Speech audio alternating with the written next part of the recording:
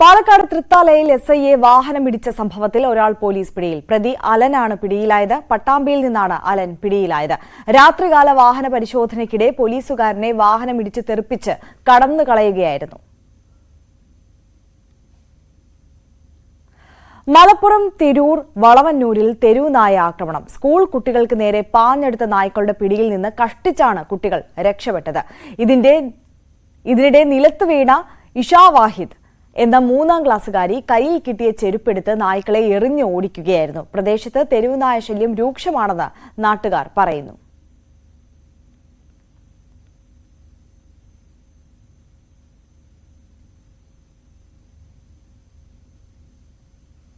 കോഴിക്കോട് ചേളന്നൂരിൽ കാണാതായ യുവാവ് മുങ്ങി മരിച്ച നിലയിൽ. കാക്കൂർ സ്വദേശി അജയ്യാണ് മരിച്ചത്. മുതുവാട്ട് താഴം പുഴയിൽ നിന്നാണ് മൃതദേഹം കണ്ടെത്തിയത്. ഇന്നലെ മുതൽ യുവാവിനെ കാണാനില്ലായിരുന്നു. നരിക്കുനിയിൽ നിന്ന് ഫയർഫോഴ്സ് എത്തി പരിശോധിച്ചപ്പോഴാണ് മൃതദേഹം കണ്ടെത്തിയത്. യുവാവ് പുഴയിലേക്ക് ചാടി ആത്മഹത്യ ചെയ്തെന്നാണ് സംശയം. യുവാവിന്റെ ബൈക്കും ചെരുപ്പും പാലത്തിന് സമീപത്ത് നിന്ന് കണ്ടെത്തി. കണ്ണൂരിൽ കവർച്ചാ സംഘത്തിന്റെ ആക്രമണത്തിൽ 3 പേർക്ക് പരിക്ക്. വീട്ടിൽ മോഷണത്തിനെത്തിയ കവർച്ചാ സംഘത്തെ ചെറുക്കുന്നതിനിടെയാണ് ആക്രമണമുണ്ടായത്. ചാലാട് സ്വദേശി KV കിഷോറിന്റെ വീട്ടിലാണ് കവർച്ചാ സംഘം എത്തിയത്. കിഷോർ, ഭാര്യ ലിനി, മകൻ അഖിൽ എന്നിവരാണ് ആക്രമണത്തിന് ഇരയായത്. മോഷ്ടാക്കൾ രക്ഷപ്പെട്ടു. സംഭവത്തിൽ കണ്ണൂർ ടൗൺ പോലീസ് അന്വേഷണം ആരംഭിച്ചു. പട്ടാമ്പിയിൽ മോഷ്ടാക്കൾ വിലസുന്നു. കീഴായൂർ ഗ്രാമത്തിൽ നിരവധി മോഷണങ്ങളാണ് അടുത്തിടെ നടന്നത്. പെട്രോളിംഗ് നടത്തുന്ന പോലീസ് ജീപ്പിന് മുന്നിലൂടെ ഓടുന്ന മോഷ്ടാക്കളുടെ ദൃശ്യങ്ങൾ പുറത്തുവന്നു. കഴിഞ്ഞ ദിവസം പുലർച്ചെയാണ് 3 ഇടങ്ങളിൽ മോഷണം നടന്നത്. പ്രദേശത്ത് പോലീസിന്റെ നിരീക്ഷണം കൂടുതൽ ശക്തമാക്കണമെന്ന് നാട്ടുകാർ ആവശ്യപ്പെട്ടു. ഏകദേശം 1 മാസം മുമ്പ് ഇവിടെ വേറൊരു വീട്ടിൽ, അടച്ചിട്ട വീട്ടിൽ ഇതേപോലെ ഒരു കളവ് നടന്നിരുന്നു. ഇത് 2ാമത്തെ ഇൻസിഡന്റ് ആണ് മിനിഞ്ഞാന്ന് നടന്നത്. ഇത് വളരെ ഷോക്കിംഗ് ആണ്. എല്ലാവരും വളരെ ഭീതിയാണ്. ഇത് ഏകദേശം നമ്മളെ CCTV ദൃശ്യങ്ങൾ പരിശോധിച്ചതിൽ ഏകദേശം 2 മണിക്കും 3 മണിക്കും ഇടയ്ക്കാണ് ഈ സംഭവങ്ങളൊക്കെ നടന്നിരിക്കുന്നത്. അവർ കയ്യിൽ മാരകായുധങ്ങളുമായി മെയിൻ റോഡിലൂടെയായിരുന്നു അവർ നടന്നിരുന്നത്. ഞങ്ങൾ ഏതായാലും ഒരു ശ്രീശൈലം റെസിഡൻസ് അസോസിയേഷൻ ഒരു നിവേദനം കൊടുത്തിട്ടുണ്ട് നമ്മളെ പോലീസ് സ്റ്റേഷനിൽ. അവർ കാര്യമായി അത് അന്വേഷിച്ചു നടപടി എടുക്കാമെന്ന് ഉറപ്പ് തന്നിട്ടുണ്ട്. ഇവിടെ അതേപോലെ നൈറ്റ് പെട്രോളിംഗ് കൂടുതൽ ശക്തിപ്പെടുത്താനുള്ള നടപടിയും എടുക്കാമെന്ന് നേരിട്ട് ഉറപ്പ് തന്നിട്ടുണ്ട്. ഞങ്ങളത് വളരെ ഫലപ്രദമായി പോലീസുകാർ അതിൽ എന്താ പറയുക, അവർ എന്തായാലും അതിൽ ഇടപെടും എന്ന് ഞങ്ങൾ വിശ്വസിക്കുന്നു. ഇടുക്കി പൈനാവിൽ ഭാര്യ മാതാവിനെയും ചെറുമകളെയും പെട്രോൾ ഒഴിച്ച് കത്തിക്കാൻ ശ്രമിച്ച കേസിലെ പ്രതി സന്തോഷ് പിടിയിലായി. തമിഴ്നാട്ടിലേക്ക് കടക്കാൻ ശ്രമിക്കുന്നതിനിടെ കമ്പംമെട്ടിൽ നിന്നുമാണ് ഇയാളെ ഇടുക്കി പോലീസ് പിടികൂടിയത്. വയോധികയുടെയും മകന്റെയും വീടിന് ഇന്ന് പുലർച്ചെ തീയിട്ടിരുന്നു. വീട് കത്തിച്ചത് ഇയാൾ തന്നെയാണെന്നാണ് നിഗമനം. കൃത്യം നിർവഹിച്ച ശേഷം തമിഴ്നാട്ടിലേക്ക് കടക്കുന്നതിനിടെയാണ് പോലീസ് പിടികൂടിയത്.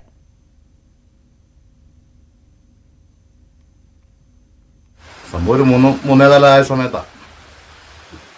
ഒരു 3:15 സമയത്ത് നമ്മുടെ ഒരു മരുമഞ്ചർക്ക് ഇവിടെ നിന്ന് വന്നിക്ക് വേഷം എടുക്കാനായിട്ട് പോകുന്നുണ്ട്. അവൻ വരുമ്പോൾ അവിടെ തീ കത്തിക്കൊണ്ടിരിക്കുക. തീ കത്തുന്ന കണ്ടിട്ട് അവനെ അവിടെ ആളുകളെ വിളിച്ചറിയിച്ച് പെട്ടെന്ന് ഫയർഫോഴ്സിനെ വിളിച്ചു, സ്റ്റേഷനെ വിളിച്ച് വിവരം അറിഞ്ഞ് ഇങ്ങനെ വന്നു.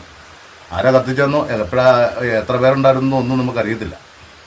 മുമ്പൊരു കേസും പ്രശ്നമൊക്കെ ഇതുമായിട്ടുള്ളത് കൊണ്ടും അവരിപ്പോൾ ഓൾറെഡി ആശുപത്രിയിലായതുകൊണ്ടും അവരാരും ഇവിടെ ഇട്ടതാണ്. 2 പിള്ളേരും അമ്മയും മോനും ഉള്ളൂ, അമ്മ മക്കളും ഉള്ളൂ.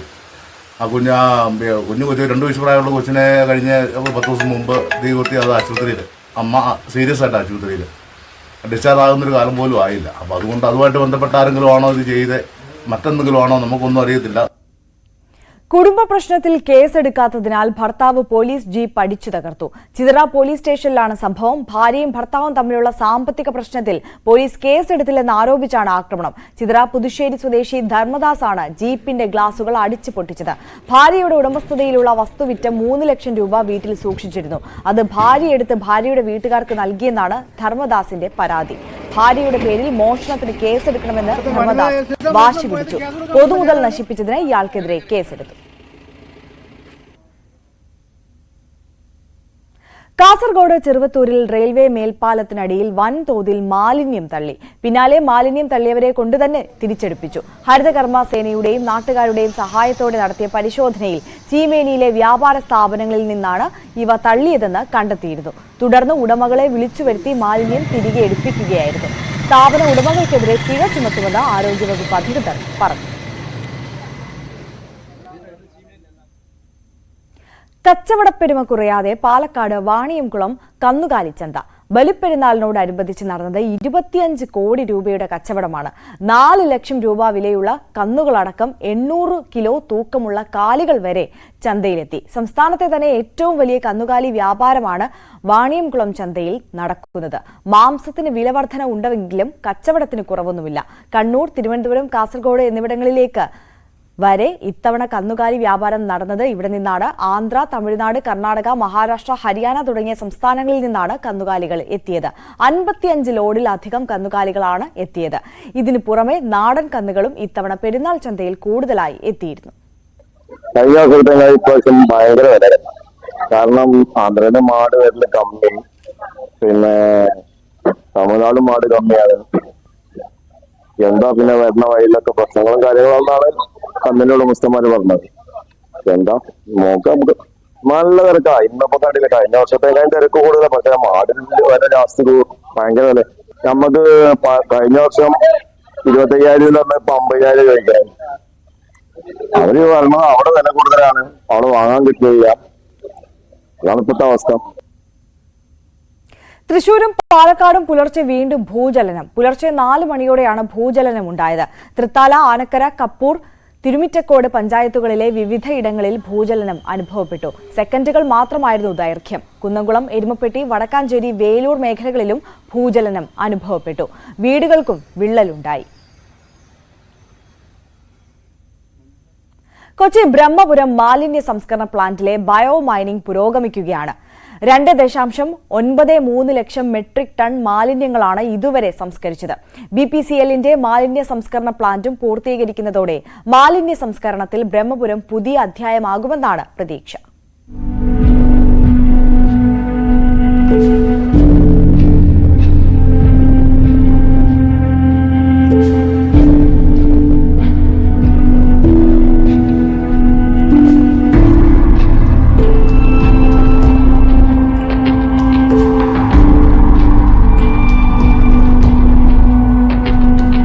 ഈ ദൃശ്യങ്ങൾ ആരു മറന്നാലും കൊച്ചി നിവാസികൾ മറക്കില്ല.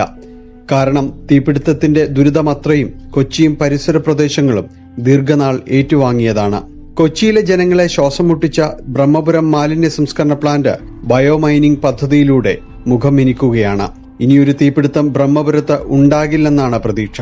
ബയോ മൈനിങ്ങിലൂടെ 2.93 ലക്ഷം മെട്രിക് ടൺ മാലിന്യങ്ങൾ സംസ്കരിച്ചു. 4 ലക്ഷത്തിനടുത്ത മെട്രിക് ടൺ മാലിന്യങ്ങൾ സ്റ്റെബിലൈസേഷൻ നടപടികൾ പൂർത്തിയാക്കി. 1360 ലോഡ് ബയോ മൈനിംഗ് വേസ്റ്റുകൾ സിമന്റ് ഫാക്ടറികളിലേക്ക് കയറ്റി അയച്ചു. പ്ലാന്റിലേക്കുള്ള പൊട്ടിപ്പൊളിഞ്ഞ റോഡിന് പകരം നവീകരിച്ച പുതിയ റോഡ് വന്നു. പ്ലാസ്റ്റിക് മലയിൽ എവിടെയെങ്കിലും തീപിടുത്തമുണ്ടാകുമോ എന്ന് നിരീക്ഷിക്കാൻ വാച്ച് ടവറും സ്ഥാപിച്ചിട്ടുണ്ട്. 3000 മെട്രിക് ടൺ മാലിന്യങ്ങൾ വരെ സംസ്കരിക്കാനുള്ള യന്ത്ര സംവിധാനങ്ങളാണ് ഇപ്പോഴുള്ളത്. കഴിഞ്ഞ ഒരു കൊല്ലത്തിൽ ഏതെങ്കിലും നിലയിലൊരു തീപിടുത്തം ബ്രഹ്മപുരത്ത് ഉണ്ടായില്ല എന്നുള്ളതാണ് ഒന്ന്. 2, നിങ്ങളുടെ എല്ലാവരുടെയും കൺമുന്നിൽ നിങ്ങൾ കണ്ടതാണ്. ഇനിയൊരു തീപിടുത്തം, പ്ലാസ്റ്റിക്കിന്റെ തീപിടുത്തം ഉണ്ടാകാൻ സാധ്യതയുള്ള ഒരൊറ്റ പ്ലാസ്റ്റിക് മല പോലും ബ്രഹ്മപുരത്ത് അവശേഷിക്കുന്നില്ല എന്നാണ് എനിക്ക് വളരെ ആത്മാർത്ഥമായി നിങ്ങളോട് പറയാനുള്ളത്. ഞാൻ പറയുന്ന കാര്യങ്ങൾ എന്തെങ്കിലും നിങ്ങൾക്ക് വ്യത്യസ്ത അഭിപ്രായമുണ്ടെങ്കിൽ നിങ്ങൾക്ക് ചോദിക്കാം. നിങ്ങളെല്ലാവരും നിങ്ങളുടെ കൺമുന്നിൽ, നിങ്ങളുടെ വീഡിയോ ക്യാമറകളിൽ നിങ്ങൾ കണ്ടതാണ്. ഭൂമിയുടെ മേലുള്ള ഏതാണ്ട് മുഴുവൻ പ്ലാസ്റ്റിക്കും ഇവിടെ നിന്ന് മിക്കവാറും നമ്മൾ മാറ്റിക്കഴിഞ്ഞു. മൂന്നാമത് എനിക്ക് പറയാനുള്ള പോയിന്റ്, ഇത്തവണ നമ്മൾ ഇതിന്റെ ക്വാണ്ടിഫൈ ചെയ്തപ്പോൾ, അതായത് എത്ര ലെഗസി വേസ്റ്റ് ഉണ്ടെന്ന് ക്വാണ്ടിഫൈ ചെയ്തപ്പോൾ നിങ്ങൾ കയറി വരുന്ന സ്ഥലത്ത് ശ്രദ്ധിച്ചിട്ടുണ്ടാകും. ആദ്യത്തെ ബയോമൈനിങ് കമ്പനി ആ 2 സൈഡും മാത്രമായിരുന്നു ബയോമൈൻ ചെയ്തിരുന്നത്. ഷെഡുകൾ ഉണ്ടായിരുന്നു. അതായത് ഞാനും കൂടി കൗൺസിലറായിരുന്ന പ്രൊഫസർ മേഴ്സി വില്യംസിന്റെ, അദ്ദേഹവും അന്ന് കൗൺസിലറാണ്, കാലത്ത് പണിത ബ്രഹ്മപുരത്തെ പഴയ പ്ലാന്റിന്റെ അവശേഷിപ്പുകൾ അവിടെ ഉണ്ട്. നിങ്ങൾ ബ്രഹ്മപുരം ഫയറിന്റെ സമയത്ത് വന്നിട്ടുണ്ടെങ്കിൽ നിങ്ങൾക്ക് കാണാൻ കഴിയും. അന്ന് ആ റൂഫിന്റെ എല്ലാം മുകളിൽ, അതായത് താഴെ മുതൽ മുകളിലേക്കെല്ലാം പൈൽസ് ഓഫ് ഗാർബേജ് ആയിരുന്നു. അപ്പൊ അതുകൂടി നമ്മൾ ഇത്തവണത്തെ ബയോമൈനിങ്ങിൽ ഉൾപ്പെടുത്തണമെന്ന് തീരുമാനിച്ചു. മാലിന്യ സംസ്കരണത്തിനായുള്ള ബ്ലാക്ക് സോൾട്ട് GS ഫ്ലൈ എന്ന പട്ടാളപ്പുഴു പ്ലാന്റുകളും സജ്ജമാണ്. കൊച്ചി കോർപ്പറേഷൻ സ്വകാര്യ കമ്പനികളുമായി സഹകരിച്ച് 50 ടൺ ശേഷിയുള്ള 2 പ്ലാന്റുകളാണ് സ്ഥാപിച്ചിട്ടുള്ളത്. ഇനിയൊരു തീപിടുത്തം ഉണ്ടാകില്ല എന്ന ആശ്വാസത്തിലും വിശ്വാസത്തിലുമാണ് കൊച്ചി നഗരം. ന്യൂസ് 18 കൊച്ചി. പാലക്കാട് മണ്ണാർക്കാട് കൊമ്പംകുണ്ട് കോളനിയിലെ 17 ആദിവാസി കുടുംബങ്ങൾ നരകയാതനയിലാണ്. കൈവശരേഖയില്ലാത്ത ഭൂമിയിൽ തകർന്നു വീഴാറായ വീടുകളിൽ അന്തി ഉറങ്ങുന്നത് കുട്ടികൾ ഉൾപ്പെടെ 85 മനുഷ്യരാണ്.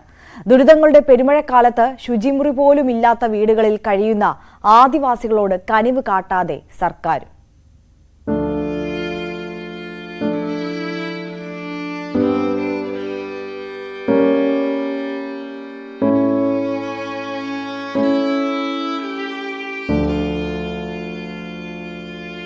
തെൻകര പഞ്ചായത്തിലെ കൊമ്പംകുണ്ട് കോളനിയിൽ മുടുകർ വിഭാഗത്തിൽപ്പെട്ട 17 കുടുംബങ്ങളാണ് ദുരിതങ്ങളുടെ നടുവിൽ.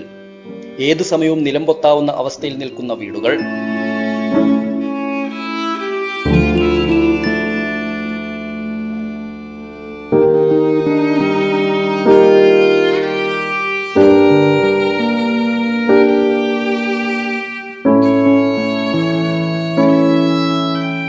ചുമരിടിഞ്ഞു വീണ വീട്ടിൽ നിന്ന് കഴിഞ്ഞ മഴക്കാലത്താണ് ഒരു കുടുംബം മാറി താമസിച്ചത്. ശുചിമുറിയും ശുദ്ധജലവും അപ്രാപ്യമാണ്. മലയിറങ്ങിയാലേ ഒരു തുള്ളി വെള്ളം കിട്ടുകയുള്ളൂവെന്ന അവസ്ഥ. ആരെങ്കിലും വിളിച്ചാ പോണം, അല്ല വേറൊരു പണിയില്ല. പിന്നെ പഞ്ചായത്ത് പണിക്ക് കിട്ടുമ്പോ എടുക്കും. അവരോടൊക്കെ ചോദിക്കുമ്പോ അവരൊക്കെ വിവരമുള്ള ആൾക്കാരല്ലേ, ഒന്നും തരണ്ടേ, തന്നാലല്ലേ മേടിക്കാനാവുള്ളൂ. എനിക്ക് എന്റെ മകന്റെ കാര്യം മാത്രമേ ഉള്ളൂ. നടക്കണില്ല. കൊറൊക്കെ ഞാൻ പറയുന്നുണ്ടോ, എല്ലാരും എടുക്കും കൊണ്ടുപോകാന്ന് ആരും സ്വീകരിക്കണില്ല. അതാണ് എനിക്ക്. അതിന്റെ തന്തയില്ല, അച്ഛൻ മരിച്ച കൊല്ലങ്ങളായി. എന്റെ കുട്ടികളെ ഞാനും നോക്കുന്നുള്ളൂ, വേറെ ആരുമില്ല. കേസുള്ളതിനാൽ ഭൂമിക്ക് കൈവശരേഖയില്ലാത്തതിനാൽ ലൈഫിൽ വീട് അനുവദിക്കാനാവില്ലെന്നാണ് പഞ്ചായത്ത് അധികൃതരുടെ നിലപാട്. നികുതി സ്വീകരിക്കുന്നില്ലെങ്കിലും റേഷൻ കാർഡുണ്ട്. സാങ്കേതിക ന്യായം നിരത്തി സർക്കാർ കേന്ദ്രങ്ങൾ കൈയൊഴിയുമ്പോൾ പെരുമഴയെത്താവുന്ന മണ്ണിന്റെ മക്കൾ. അത് ഞങ്ങൾ കുറേയൊക്കെ അപേക്ഷകളൊക്കെ കൊടുത്താണ്, അവർ ശരിയാക്കി തരുന്നില്ല. മെമ്പർമാരോടൊക്കെ ഞങ്ങൾ ഒരുപാട് സംസാരിച്ചതാണ്, അവരിന്നും ഇന്നത്തെ വരെ അത് കണ്ടെത്തിയിട്ടില്ല. അതിൻ്റെ ഒരു ഇത് ഞങ്ങളിങ്ങനെ കഷ്ടപ്പെട്ട് ഇങ്ങനെ ജീവിക്കുന്നത് മാത്രം. ഇതിന് അടിപ്പെട്ടായ നീതിയൊന്നും ഞങ്ങൾക്ക് കിട്ടിയിട്ടില്ല. ഇല്ലാത്തത് അവരുണ്ടാക്കി തരുന്നുമില്ല. ഞങ്ങൾ കുറെ പറയണമുണ്ട്, അവര് ശരിയാക്കി തരാം ഇങ്ങനെ പറച്ചിലുണ്ട്, അവര് ശരിയാക്കി തരുന്നില്ല. കോളനിയിലെ ദൈവപ്പുര നിലംപൊത്തിയിട്ട് വർഷങ്ങളായി. വീടുകളൊന്നും യാതൊരു വിധത്തിലുമുള്ള അറ്റകുറ്റപ്പണികൾ നടത്തുന്നുമില്ല.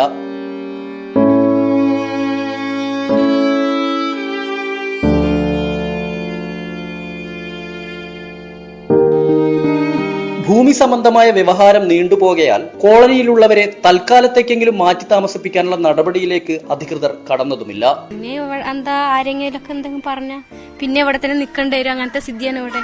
പക്ഷെ പോകാനും പറ്റില്ല. പറഞ്ഞ ഇവിടുത്തെ പണ്ടുള്ള ആൾക്കാർ ഇവിടെ ജീവിച്ചിട്ടുണ്ടായിരുന്നു, ആ കാരണം ഇവിടുന്ന് പെട്ടെന്ന് പോകാനൊന്നും പറ്റില്ല. എന്നാലും പോകാൻ കുറച്ച് മടിയുണ്ട്. പറഞ്ഞ മുത്തശ്ശിമാരൊക്കെ ഇവിടെ ഉള്ളത് ആദ്യം ഉണ്ടായിരുന്നു ഇവിടെ. ഇപ്പൊ പോകാൻ പറഞ്ഞാലും പോകാനൊന്നും പറ്റില്ല. ആദിവാസി ക്ഷേമ പ്രവർത്തനങ്ങൾക്ക് കോടികൾ ചെലവഴിക്കുന്ന നാട്ടിലാണ് അധസ്ഥിത വിഭാഗം ദുരിത വഴിയിൽ കിടക്കുന്നത്. ആദിവാസി ചരിത്രത്തോളം പഴക്കമുണ്ട് അവർക്കെതിരെയുള്ള നീതി നിഷേധവും. കാലമേറെ കഴിഞ്ഞിട്ടും അതിന് വലിയ മാറ്റമൊന്നും സംഭവിച്ചിട്ടില്ല. കൈവശ ഭൂമിയിൽ പോലും അവകാശം നിഷേധിക്കപ്പെടുന്ന കുറെ മനുഷ്യരെയാണ് ഞങ്ങൾ ഇവിടെയും കണ്ടത്. ക്യാമറാമാൻ പ്രജിത്ത് കോങ്ങാടിനൊപ്പം എസ് വിനേഷ് കുമാർ, ന്യൂസ് 18, പാലക്കാട്. തിരികെ വാർത്തകളിലേക്ക്. Kozhikode Mukkam Muslim orphanage president V Kunhali Haji നിര്യാതനായി. മുക്കം പ്രതീക്ഷ സ്കൂൾ ജനറൽ സെക്രട്ടറിയുമാണ്. ഖബറടക്കം ഇന്ന് രാത്രി 8:30 തണ്ണീർപ്പൊയിൽ ജുമാ മസ്ജിദിൽ നടക്കും. ഇടുക്കി ജില്ലാ ആസ്ഥാനമായ വാഴത്തോപ്പിൽ 100 കണക്കിന് KSEB ക്വാർട്ടേഴ്സുകൾ കാടുകയറി നശിക്കുന്നു. അധികൃതരുടെ അനാസ്ഥയിൽ കടുത്ത പ്രതിഷേധമാണ് ഉയരുന്നത്.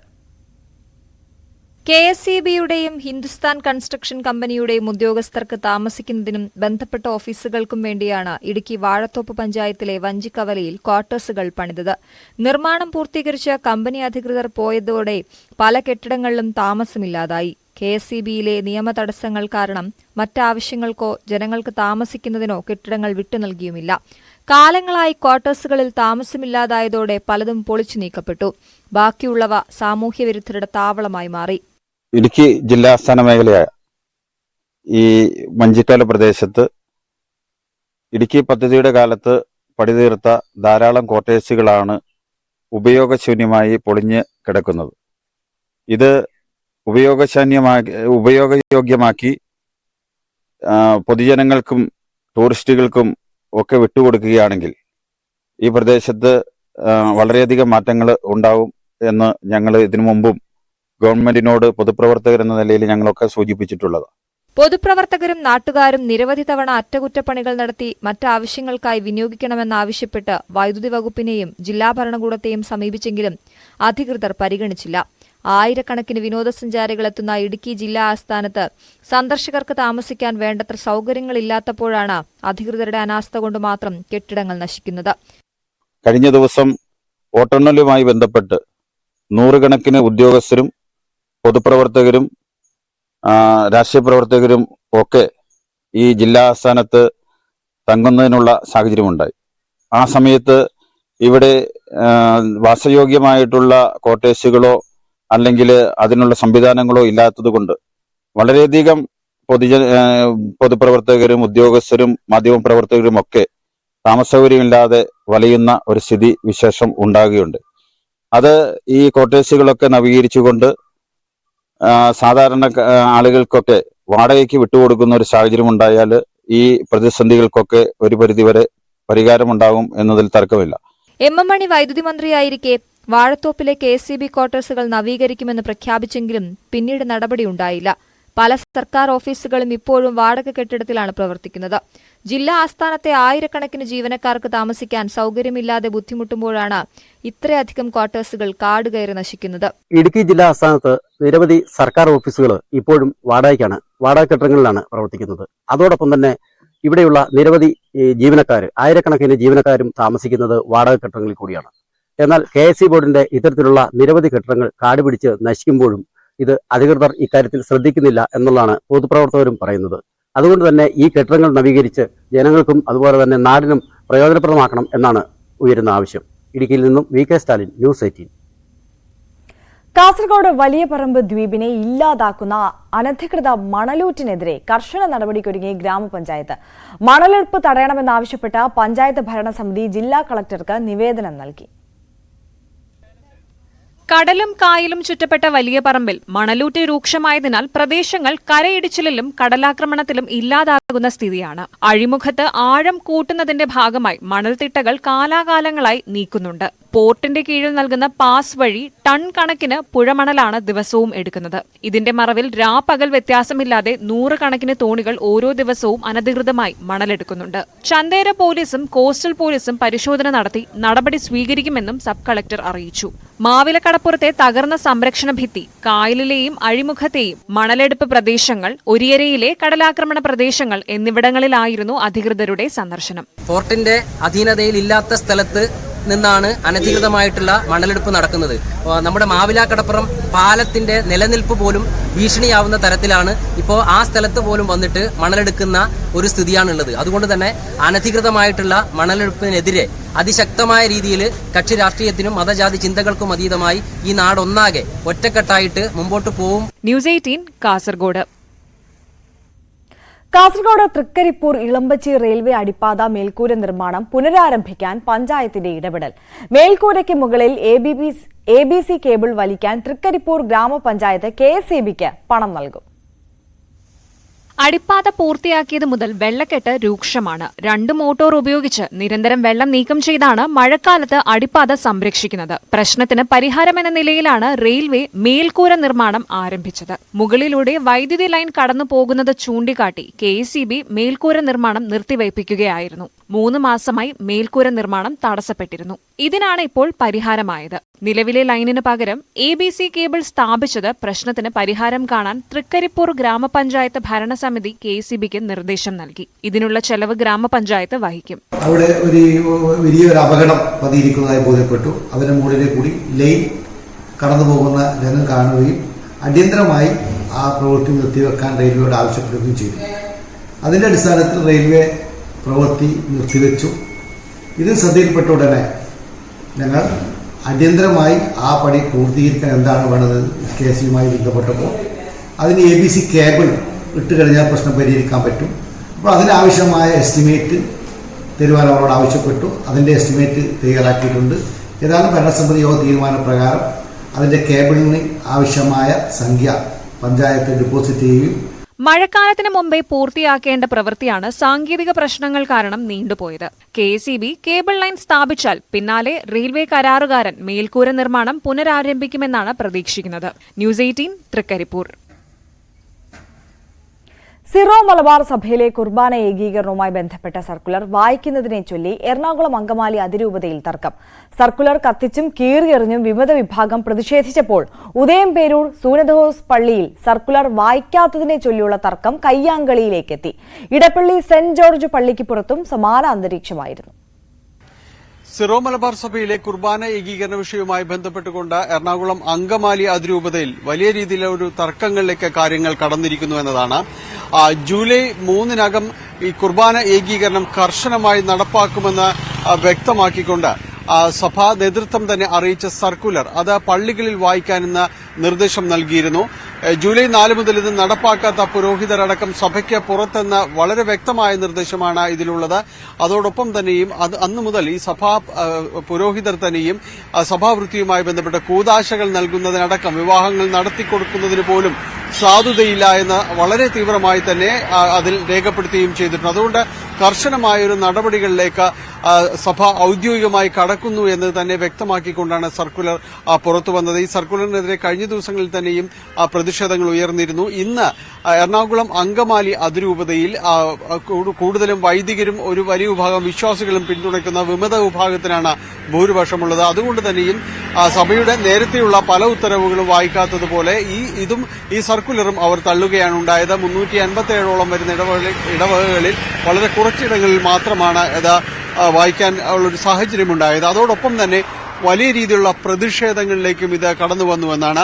ആദ്യം സർക്കുലർ കത്തിച്ചുകൊണ്ട് പല പള്ളികൾക്ക് മുന്നിലും തന്നെയും പ്രതിഷേധങ്ങൾ വിമത വിഭാഗത്തിന്റെ നേതൃത്വത്തിലുണ്ടായിരുന്നു. എളംകുളം ലിറ്റിൽ ഫ്ലവർ ചർച്ചിന് മുന്നിൽ ചവറ്റുകുട്ടയിലേക്ക് സർക്കുലർ എറിഞ്ഞുകൊണ്ടായിരുന്നു പ്രതിഷേധം. മറ്റു ചില സ്ഥലങ്ങളിൽ സർക്കുലർ കത്തിക്കുകയും ചെയ്തു.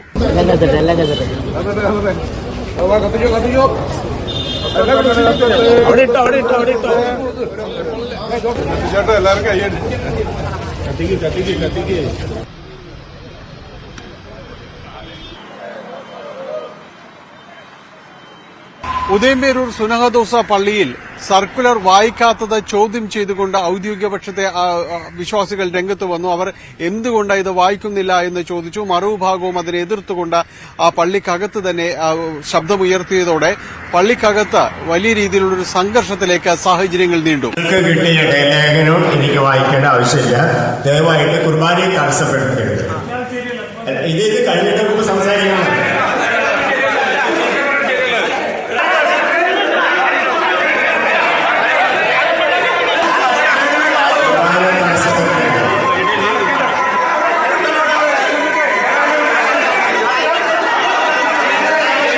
പ്രമുഖ തീർത്ഥാടന കേന്ദ്രമായ ഇടപ്പള്ളി സെന്റ് ജോർജ് ഫെറോന പള്ളിക്ക് മുന്നിലായിരുന്നു പിന്നീട് മറ്റൊരു വലിയ പ്രതിഷേധമുണ്ടായത്. ഇരുവിഭാഗം വിശ്വാസികൾ ചേരി തിരിഞ്ഞുകൊണ്ട് ഏറ്റുമുട്ടുന്ന രീതിയിലേക്ക് കാര്യങ്ങൾ വന്നു. അവിടെ പള്ളിയിൽ സർക്കുലർ വായിച്ചിരുന്നില്ല. എന്നാൽ സർക്കുലർ വായിക്കാത്ത പള്ളികൾക്ക് പുറത്ത് തങ്ങളത് വായിക്കുമെന്ന് ഔദ്യോഗിക പക്ഷത്തെ അനുകൂലിക്കുന്ന വിശ്വാസ സംഘം അതിൽ വ്യക്തമാക്കിയിരുന്നു. അവർ പള്ളിക്ക് പുറത്ത് പള്ളിയുടെ കപ്പേളയോട് ചേർന്ന് നിന്നുകൊണ്ട് അത് വായിക്കാനുള്ള ശ്രമം നടത്തിയതിനെ ചോദ്യം ചെയ്തതാണ് പിന്നീട് രണ്ടു വിഭാഗവും തമ്മിലുള്ള സംഘർഷത്തിലേക്ക് വന്നതും പോലീസിന് ഇടപെടേണ്ടി വന്നതും. ഒരു ത്രിത്വസ്തുതിയും ചൊല്ലി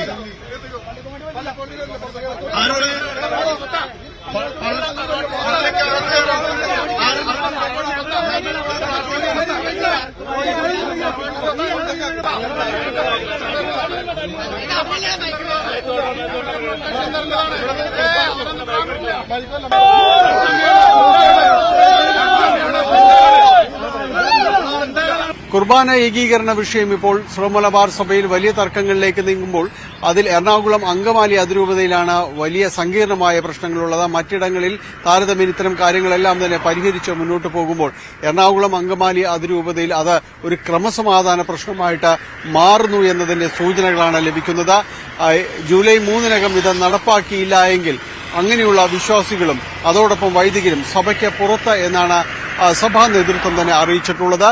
കൂദാശകളടക്കം ഇത് ഇവർക്ക് വിലക്കപ്പെടും, അല്ലെങ്കിൽ അവർക്ക് മറ്റു രൂപതകളിലോ അതിരൂപതകളിലോ അതിനെ ആശ്രയിക്കേണ്ടി വരും. എറണാകുളം അങ്കമാലി അതിരൂപതയിലെ വൈദികർ ഇത് അംഗീകരിക്കാത്ത പക്ഷം ഇതിന് സാധുതയില്ല എന്നാണ് സഭാ നേതൃത്വം വ്യക്തമാക്കുന്നത്. വലിയ പ്രതിസന്ധികളിലേക്ക് തന്നെയാണ് കാര്യങ്ങൾ നീങ്ങുന്നത്. ചർച്ചയുടെ ഇനി ഒരു ഇടം അവശേഷിക്കുന്നില്ല എന്ന സൂചനകളാണ് നൽകുന്നത്. സഭാ സിനഡ് ഒരു ദിവസം കൂടി ഈ വിഷയത്തിൽ ചേരാനിരിക്കെ ഇനി എന്ത് എന്ന വലിയ ചോദ്യമാണ് ബാക്കിയാകുന്നത്.